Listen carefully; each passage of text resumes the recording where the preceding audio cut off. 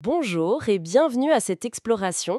Aujourd'hui, on se plonge dans les lectures partagées et plus précisément sur un sujet qui revient souvent, les noms de domaines expirés. Oui, bonjour. Un sujet assez fascinant, en effet. Un des articles les décrit même comme un hack SEO ultra puissant, carrément. C'est assez accrocheur comme terme. Ah oui, ça marque les esprits. Notre mission aujourd'hui, c'est un peu de décrypter ça, comprendre ce que sont ces domaines, pourquoi ils intéressent tant, et surtout les précautions à prendre, j'imagine. Exactement. Et pour donner une idée de l'ampleur, on parle quand même d'environ 30 millions de noms de domaines qui expirent chaque année dans le monde. C'est énorme. Ah oui, 30 millions! L'idée centrale, c'est bien ça. Récupérer un actif numérique qui a déjà une histoire, une sorte d'empreinte sur le web. Un historique, oui. C'est là qu'est le potentiel hack, si on veut. Exploiter quelque chose qui existe déjà pour aller plus vite, plutôt que de partir de zéro. D'accord. Alors concrètement, un nom de domaine expiré, c'est quoi exactement? C'est tout simple en fait. C'est une adresse web, un nom de domaine quoi, que son propriétaire n'a pas renouvelé. Il a oublié ou il n'en voulait plus? Les deux sont possibles. Quoi qu'il en soit, l'enregistrement arrive à terme et après certaines périodes, hop, il redevient disponible à l'achat. Et pourquoi tout ce buzz autour? Les sources listent pas mal d'avantages potentiels. Oui, il y a plusieurs choses. D'abord, l'ancienneté du domaine. Un vieux domaine, ça peut inspirer confiance aux moteurs de recherche. Un peu comme une vieille entreprise? Un peu, oui. Ensuite, et c'est souvent le plus important, les backlinks. Ce sont les liens que d'autres sites ont fait vers ce domaine au fil du temps. Et ça, c'est précieux pour le SEO. Très précieux. Il peut aussi y avoir une notoriété déjà établie ou même un petit trafic résiduel de gens qui connaissaient l'ancienne adresse. Les sources parlent d'un gain de temps potentiel, jusqu'à 6 mois, voire plus, pour positionner un site. C'est énorme. Mais comment ça marche ce transfert d'autorité? C'est le cœur du sujet. L'ancienneté, mais surtout la qualité et la quantité des backlinks, ça construit ce qu'on appelle l'autorité SEO ou le jus de lien. C'est comme la réputation du domaine aux yeux de Google. D'accord. Un domaine avec une bonne réputation, Google va le considérer comme plus fiable, plus pertinent. Donc si on le reprend, on hérite, en théorie, de cette crédibilité. En théorie. Je sens qu'il y a un mais. Mais d'abord, comment on met la main dessus? C'est la jungle, hein? Un peu. Il y a des étapes. Quand l'enregistrement se termine, il y a souvent une période de grâce pour que l'ancien proprio le récupère. Ok. Puis une période de rachat, plus cher. Ensuite, ça part souvent aux enchères sur des plateformes spécialisées. Et si personne n'en veut, là, il retombe dans le domaine public et n'importe qui peut l'enregistrer. Donc on peut essayer de l'attraper à ce moment-là. Oui, on peut tenter un backorder, c'est précommandé, pour essayer de l'avoir dès qu'il est libre.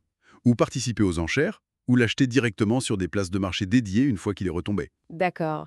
Mais vous disiez, en théorie, on hérite de la crédibilité. C'est là qu'intervient l'évaluation? Exactement. Et ça, c'est l'étape cruciale. C'est là qu'il faut jouer les détectives du web. Avant d'acheter, il faut absolument fouiller l'histoire de ce domaine.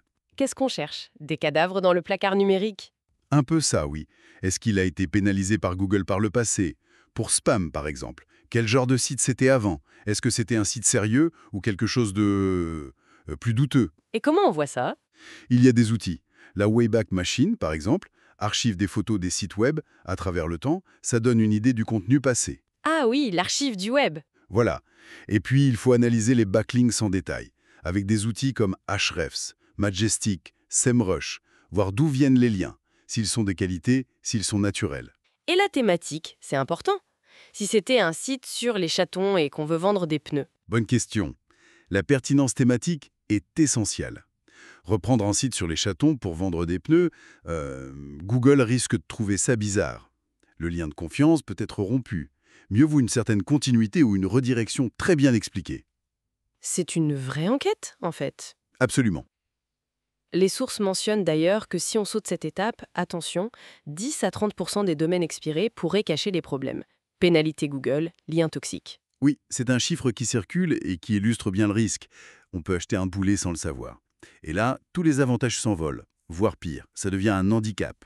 Ok, admettons qu'on a bien fait nos devoirs, on a trouvé la perle rare, un domaine clean avec une bonne histoire. Qu'est-ce qu'on en fait concrètement? Les documents parlent de 3 stratégies principales. Oui, en gros, il y a 3 voies. Numéro 1, La redirection 301. c'est la plus simple.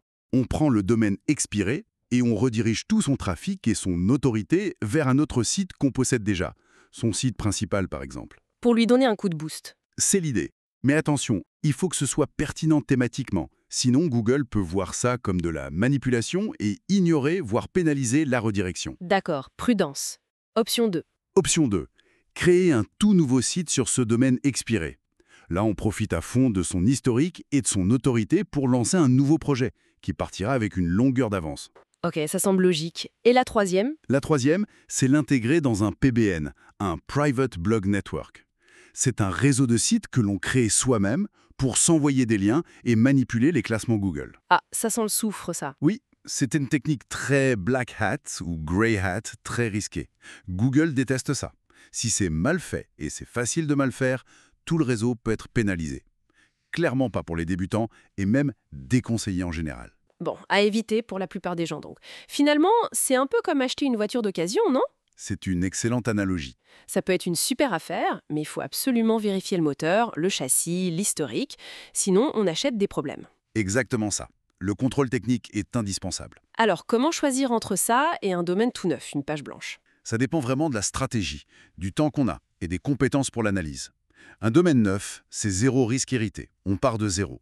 Mais il faut tout construire, la confiance, les liens, l'autorité. Ça prend du temps. Et l'expirer? Un domaine expiré de qualité, bien analysé, ça peut être un accélérateur formidable. On gagne des mois, voire des années de travail SEO. Mais attention, un mauvais domaine expiré ou un domaine mal analysé, ça peut demander plus de travail de nettoyage et de réparation que de partir de zéro. Il faut donc bien peser le pour et le contre. Absolument. Les avantages: l'ancienneté, les backlinks potentiels, le gain de temps. Les inconvénients: l'analyse qui doit être très poussée, la complexité technique, le coût qui peut varier énormément, de quelques dizaines d'euros à des milliers pour les pépites, et surtout le risque SEO si on se trompe. Donc, ce n'est pas la solution miracle que le terme hack ultra puissant pourrait laisser croire. Disons que ça peut l'être, mais ce n'est jamais garanti et ça demande du travail et de l'expertise. C'est un outil puissant, mais à manier avec précaution. Alors, pour résumer, qu'est-ce qu'on retient de tout ça? Utiliser un nom de domaine expiré, ça peut effectivement donner un avantage concurrentiel, un vrai raccourci pour être visible en ligne. Oui, potentiellement. Mais, et c'est un gros mais, ça demande une vraie expertise. Il faut savoir évaluer l'opportunité, déceler les pièges cachés dans le passé numérique du domaine. C'est un équilibre constant entre le potentiel d'accélération et le risque qu'on hérite. Tout à fait. Et petite pour conclure, au-delà de l'aspect purement technique ou SEO, il y a une dimension presque philosophique qui transparaît un peu dans les lectures. Ah oui, laquelle? Acquérir un domaine expiré, c'est un peu comme faire de l'archéologie digitale, non? On récupère une petite parcelle abandonnée du web, un nom qui a eu une vie avant. C'est une jolie image, l'archéologie digitale. Quelle histoire portait ce domaine? Qui l'a utilisé? Pourquoi? Et comment sa nouvelle vie, sa réutilisation aujourd'hui, va impacter, même à une toute petite échelle, le paysage numérique qu'on connaît? Ça fait réfléchir sur le cycle de vie de l'information sur le web, sur sa mémoire et sur sa réincarnation en quelque sorte. Exactement. Une petite réflexion sur la mémoire et l'oubli sur Internet.